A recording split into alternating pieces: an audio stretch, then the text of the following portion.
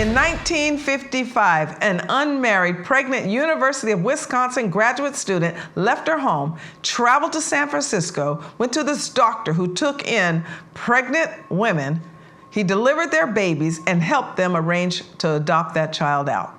The baby son this particular college student delivered and put up for adoption grew up to become the legendary business and technology entrepreneur, Steve Jobs. Had it been 1975 rather than 1955, there's a reasonable chance there would have never been a Steve Jobs. In 1975, America, after Roe v. Wade became law, Steve Jobs' mom could well have wound up in a Planned Parenthood clinic.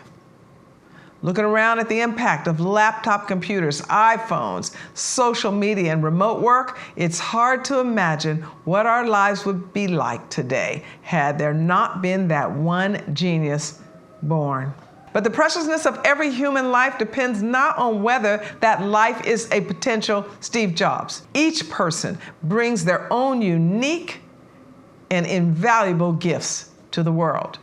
And as the left goes berserk right now over the leaked Alito opinion pointing to overturning of Roe v. Wade, we should consider that we'll never know the gifts of the 63 million killed in their mom's womb since the Roe v. Wade decision in 1973. The Kaiser Foundation, it's a family foundation. It does reports, and it reported in 2019 that 38% of those abortions done were Black.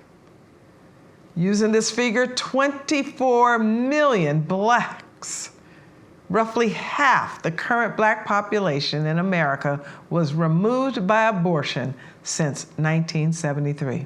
You know, the United States in 1955 was a nation before the passage of the Civil Rights Act. So there was aggressive segregation, there was aggressive racism, there was aggressive poverty. And according to the rhetoric of the left, there was nothing good about America of 1955 because of the segregation, because of the racism, and because of the poverty. But this is not true.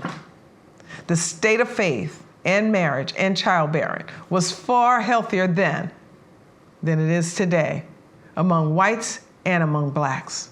According to Gallup, as we show here at CURE in a State of Black America report we recently published, in the early 60s, 70% of Americans said religion was very important in their own lives.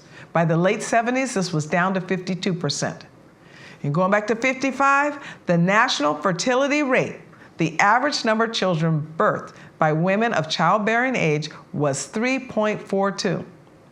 Today, this is down to 1.78. While the rate needed for a population to replace itself and not shrink is 2.2.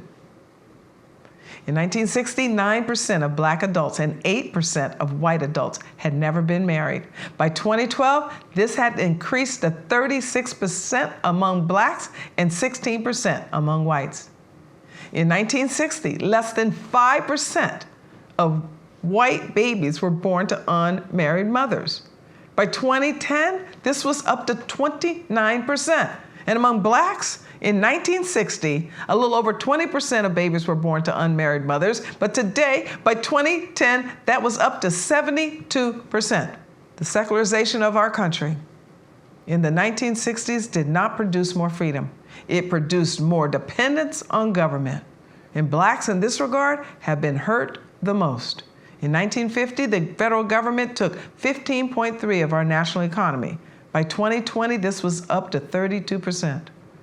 Look, President Biden, now presiding over a nation drowning in debt, drowning in inflation, and a sluggish growth pattern, said the other day that the MAGA crowd is the most extreme political organization that has existed in American history.